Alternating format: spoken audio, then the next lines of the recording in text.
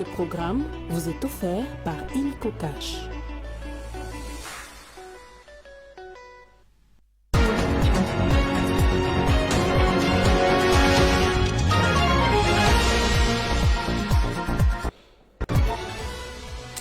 Début ce dimanche du séminaire du gouvernement souminois, ces assises visent le partage d'informations et échange d'expériences sur la consolidation de la cohésion au sein du gouvernement. Assainissement des églises et associations en République démocratique du Congo. Aucune église ne peut s'installer dans un rayon de 500 mètres par rapport à une autre. Décision prise par le ministère de la Justice et garde de Sceaux.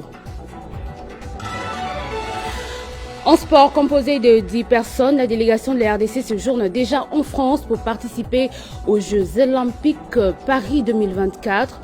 Ces Jeux sont prévus du 26 juillet au 11 août 2024.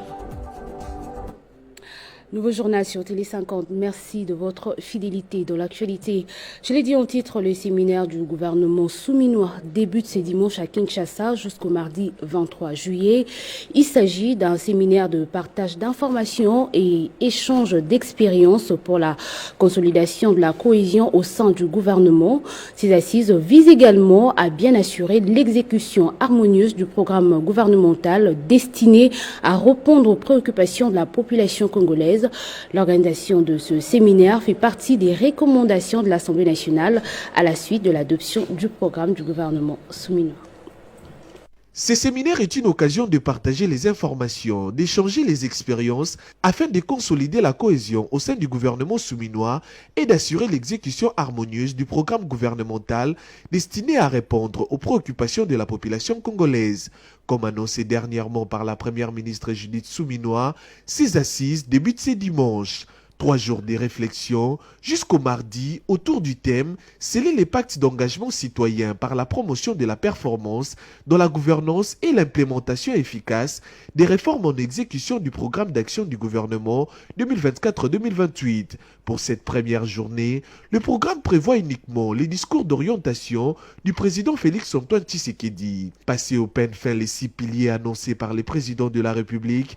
Lors de son investiture pour ce deuxième quinquennat, l'équipe gouvernementale, sous la conduite de Judith Souminois, a une lourde tâche de matérialiser cette vision. Conformément aux recommandations de l'Assemblée nationale, à la suite de l'adoption du programme du gouvernement, la première ministre se met déjà en action par ce séminaire afin de s'armer davantage face aux missions de la création d'emplois, de la protection du pouvoir d'achat de la population, de l'assurance d'une sécurité plus efficace des populations et de leurs biens, de la diversification de l'économie nationale, de la garantie des meilleurs accès aux services sociaux de base et du renforcement de l'efficacité des services publics du pays. En outre, le coût du programme d'action du gouvernement de la République. Aucune église ne peut s'installer dans un rayon de 500 mètres par rapport à une autre. C'est l'une des décisions prises par le ministère de la Justice et garde de Sceaux. Une série de mesures pour assainir, réguler et structurer le secteur des églises et associations en République démocratique du Congo. Des mesures sévères du ministère de la Justice et garde des Sceaux à l'égard des églises, une méthodologie pour une bonne structuration du fonctionnement des confessions religieuses, subsidiairement aux résolutions prises par la commission multisectorielle, culte et association, le ministère de la Justice et garde des Sceaux note qu'aucune association confessionnelle ne peut s'installer dans un rayon de 500 mètres par rapport à une autre. Quelle sera donc la situation des églises implantées comme voisins dans un même quartier? La question reste pendante. En outre, il faudra désormais disposer d'un permis de culte délivré par le ministère de la Justice pour exercer les fonctions de pasteur en RDC. De plus, toute requête en obtention de la personnalité juridique est soumise par la recevabilité aux conditions pertinentes des dispositions des articles 4 et 32 de la loi 004/2001 et à la production du procès verbal de l'enquête de viabilité du siège et des activités. Le communiqué stipule également que toutes les associations sans but lucratif ayant autrefois obtenu les numéros folio 92 sont tenus de se conformer à la loi en obtenant la personnalité juridique dans un délai supplémentaire de 3 mois à dater du jour de la signature de ces communiqués. D'autres mesures supplémentaires sont axées sur l'appartenance à une association confessionnelle, à la tenue des assemblées générales et autres. Toutes ces décisions, selon la vision du ministère de la Justice, en vue d'assainir, réguler et structurer les cadres de fonctionnement des associations sans but lucratif. Autre chose, l'Université de sciences de l'information et de la communication, anciennement connue sous le nom d'IFASIC, a reçu un don de 500 bons de la part du service national dans le cadre d'une vaste campagne de distribution initiée par le chef de l'État, Félix Tshisekedi. L'objectif de cette initiative est d'améliorer les conditions d'études des étudiants congolais en équipant les écoles et les universités du pays des mobiliers scolaires adéquats. Rendons-nous au Nord Kivu, précisément à Goma, pour parler de la situation sécuritaire. La société civile, accompagnée de comités communaux et les comités des 18 quartiers de la ville, ont échangé avec les maires de cette ville sur le plan de sortie de cette crise. Plusieurs autres points ont été également abordés. Je propose d'écouter à ce sujet Marion Gavo-Kambale, président de la société civile de Goma. Et donc, vu que les 2 mois, nous avons vu la criminalité accentuée, et nous sommes venus lui dire quel est réellement le plan que la mairie a pour sécuriser encore la population. Nous avons parlé aussi des questions sur la logistique et les effectifs des policiers ainsi que les militaires, l'armatique de Ouazalendo qui sont dans la ville de Goma et aussi de tous les bandits qu'ils arrêtent mais qu'après on voit qu'ils sont relâchés. Nous avons été édifiés sur le fonctionnement, les stratégies qui sont utilisées, mais la grande question c'est la logistique, mais aussi les décisions de la hiérarchie, par exemple provinciale et nationale, qui font à ce qu'aujourd'hui, il n'y a pas directement la paix dans la ville de Goma.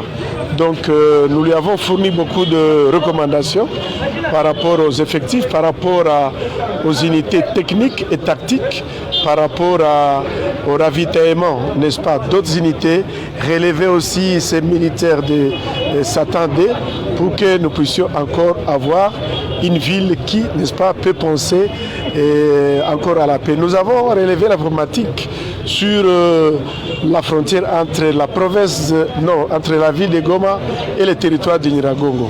Parce que beaucoup d'incursions se font de Nyiragongo vers Goma et nous avons pensé qu'une unité opérationnelle sur la gestion opérationnelle de la sécurité pourrait être faite de Goma dépêchée sur Nyiragongo en vue d'avoir, n'est-ce pas, cette coupure et cette gestion de cette frontière parce que ça vaut beaucoup plus de problèmes. Parlant de la porosité des frontières, le maire de la ville a dit qu'il va s'impliquer encore et voir sa hiérarchie pour voir comment la borne 13 ainsi que les petites poches de fraude au niveau de petites barrières borne 13 puissent être trouvées.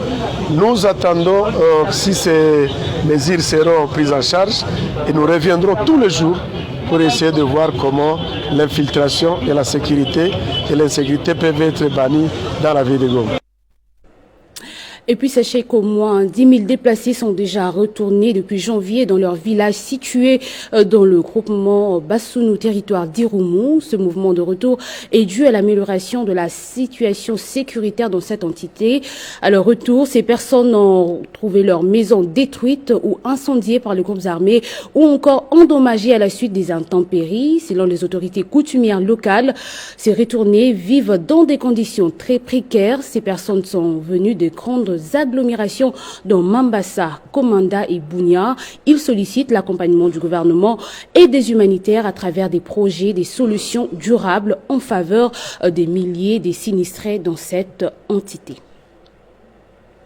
Jeux Olympiques Paris 2024, la délégation de la RDC composée de 10 personnes est déjà en France. Le pays est représenté par 4 athlètes, 2 boxeurs, 2 nageurs, 3 entraîneurs, un médecin, un point focal de la boxe et un chargé de mission adjoint du comité olympique congolais. Les Jeux Olympiques sont prévus du 26 juillet au 11 août 2024. Parlons culture, l'artiste musicien congolais Fally Ipupa va se produire ce dimanche 21 juillet au grand festival Caropante de Milan en Italie. Le chanteur congolais aura le privilège de prester dans cette grande fête de la culture italienne qui va rassembler plusieurs spectateurs venus de 4 coins de la ville de Milan et d'autres mélomanes étrangers. Une page noire dans ce journal avant de nous quitter. Victime d'un accident de circulation, le sous-commissaire adjoint de la police nationale congolaise a été inhumé samedi 20 juillet. C'était en présence de plusieurs autorités du pays qui lui ont rendu les derniers hommages. Décédé ce 11 juillet 2024, des suites d'un accident de circulation sur boulevard du 30 juin, le sous-commissaire adjoint de la police nationale congolaise Gabi Pengo vient d'être mis en terre ce samedi 20 juillet. Sa disparition a causé une énorme perte au sein de sa famille biologique ainsi que dans les services de sécurité à Kinshasa. Gabi Pengo Ozizayamu, né à Kinshasa le 20 juillet 1970, fils de Pengo Yangwene Isidore et de Mukadi Godeline, originaire de la province de Maïndombe. En présence de plusieurs autorités du pays, les proches de Gabi Pengo n'ont pas manqué à prononcer des témoignages élogieux envers cet homme et ont servi avec intégrité la nation congolaise. Nous n'avons rien accompli, Seigneur. Si ce n'est que ta parole qui s'accomplit, nous sommes poussière, tirés de la poussière et nous retournerons dans la poussière. Les sous-commissaires adjoints Gabi Pengo et les frères du DG des Grands Lacs Magazine, Monsieur Sam Pengo Mbey, il a laissé derrière lui une femme et 6 enfants, dont un bébé. Ce journal est terminé, place au rappel des titres.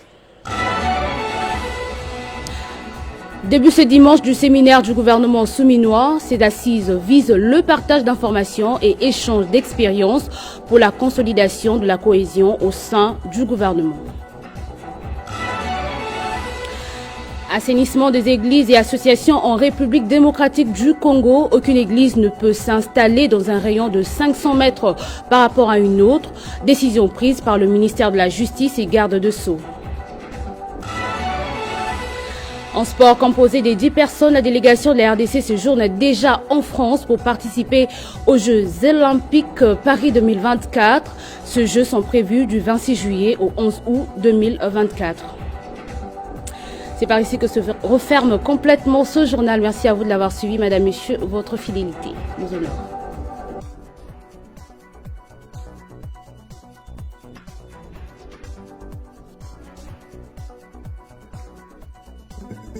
Retrouvez toute l'actualité en continu sur www.tele50.cd.